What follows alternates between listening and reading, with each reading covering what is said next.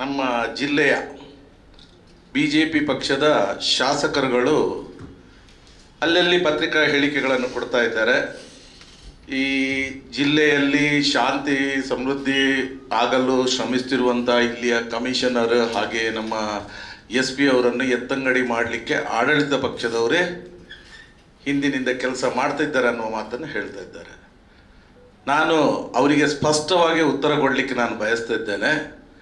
ಯಾವಾಗ ಈ ಜಿಲ್ಲೆ ಶಾಂತಿಯಿಂದ ದೂರ ಹೋಗಿ ಅಶಾಂತಿಯಲ್ಲಿ ತಾಂಡವ ಆಡ್ತಿರುವಂಥ ಸಮಯದಲ್ಲಿ, ಜನಗಳು ನೆಮ್ಮದಿಯಿಂದ ವಾಸಿಸಲಿಕ್ಕೆ ಕಷ್ಟ ಇದ್ದ ಸಮಯದಲ್ಲಿ ಇಲ್ಲಿಗೆ ಒಳ್ಳೆಯ 2 ದಕ್ಷ ಆಫೀಸರ್ಗಳನ್ನು ಕಳಿಸಿದ್ದು ನಮ್ಮ ಕಾಂಗ್ರೆಸ್ ನೇತೃತ್ವದ ಸರ್ಕಾರ.